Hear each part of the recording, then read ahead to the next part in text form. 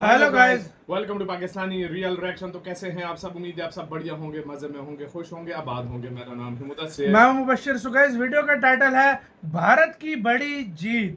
24 घंटों के अंदर कनाडा पे लिया सबसे बड़ा एक्शन। ओह 45 साल बाद कनाडा ने अपनी खालिस्तानी नीति बदली।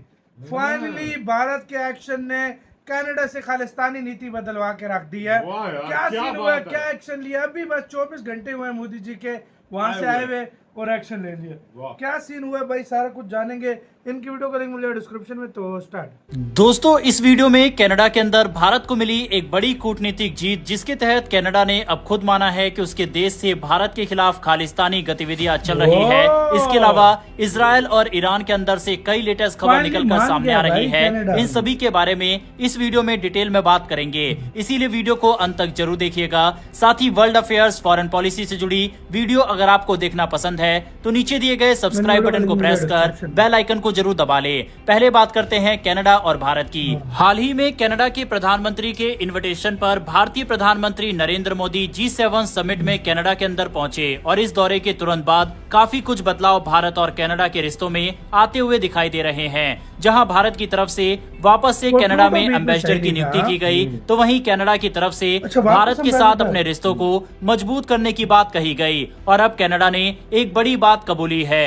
कनाडा की टॉप इंटेलिजेंस एजेंसी CSIS यानी कैनेडियन सिक्योरिटी इंटेलिजेंस सर्विस ने पहली बार सार्वजनिक रूप से मान लिया है कि कनाडा की जमीन का इस्तेमाल खालिस्तानी आतंकी भारत में हिंसा फैलाने की योजना और फंडिंग के लिए कर रहे हैं। अब तक भारत जिस बात को बार बार कहता आ रहा था, उसे अब खुद कनाडा की खुफिया एजेंसी ने स्वीकार कर लिया है। यह सिर्फ एक रिपोर्ट नहीं है, यह एक बड़ा कूटनीतिक मोड़ है। कनाडा की CSIS ने अपनी नई रिपोर्ट में साफ साफ लिखा है, खालिस्तानी चरमपंथी कनाडा की धरती का इस्तेमाल भारत में हिंसा फैलाने, उसे फंड करने और योजना बनाने के लिए कर रहे हैं। ये पहली बार है जब एक्सट्रीमिज्म शब्द का उपयोग खालिस्तानी गतिविधियों के लिए किया गया और ये भारत की उस चेतावनी की पुष्टि है जो कि 1980 के दशक से देता आ रहा है। यह रिपोर्ट है public report on the threat to Canada national security 2024। इसमें न सिर्फ खालिस्तानियों को लेकर गंभीर बातें कही गई है, बल्कि भारत, चीन, ईरान और रूस जैसे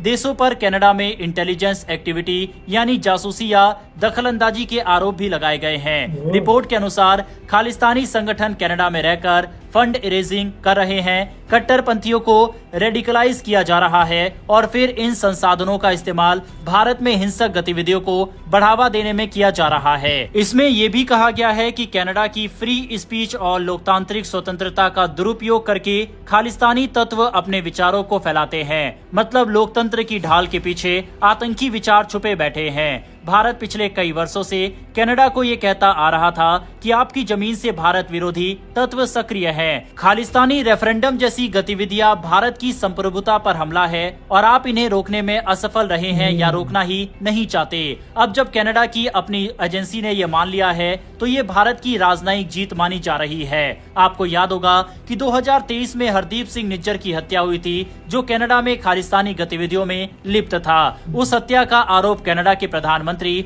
जस्टिन ट्रूडो ने सीधे तौर पर भारत पर लगा दिया था। इससे भारत कनाडा के रिश्ते एकदम ठंडे पड़ गए थे। राजनयिक अधिकारियों को निष्कासित किया गया, वीजा सेवाएं सस्पेंड हुई और व्यापार वार्ता रुक गई। अब जब कनाडा की ही एजेंसी ये कह रही है कि खालिस्तानी आतंकी वहां से भारत में हिंसा फैलाने की साजिश कर रहे हैं, तो ये एक तरह से पिछले आरोपों की खोखलेपन को उजागर करता है। अब सवाल यह है कि भारत इस रिपोर्ट को लेकर क्या करेगा। पहला, डिप्लोमेटिक दबाव बनाएगा। भारत कनाडा से मांग करेगा कि वह खालिस्तानी नेटवर्क्स पर कड़ी कार्रवाई करे, रेफरेंडम जैसी गतिविधियों को रोक लगाए और ऐसे लोगों को भारत को सौंपे जिन पर केस दर्ज है। दूसरा, इंटेलिजेंस कॉपरेशन बढ़ेगा।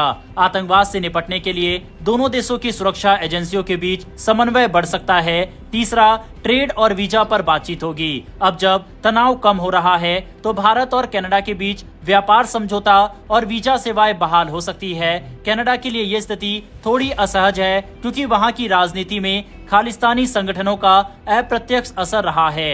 अब CSIS की रिपोर्ट के बाद कनाडा के नेताओं को खालिस्तानी समूहों से दूरी बनानी पड़ेगी। वहीं सिख डायस्पोरा के भीतर जो कट्टरपंथी है उन्हें अब ज्यादा निगरानी में रखा जाएगा और फ्री स्पीच बनाम नेशनल सिक्योरिटी की बहस कनाडा में तेज होगी। अब इस रिपोर्ट के सामने आने के बाद और जिस तरह के जेस्चर कनाडा के नए प्रधानमंत्री की तरफ से भारत के प्रधानमंत्री के लिए और भारतीयों के लिए दिखाया गया, इसके बाद अब देखेंगे कि दोनों देशों के रिश्तों में आगे और भी सुधार आएगा।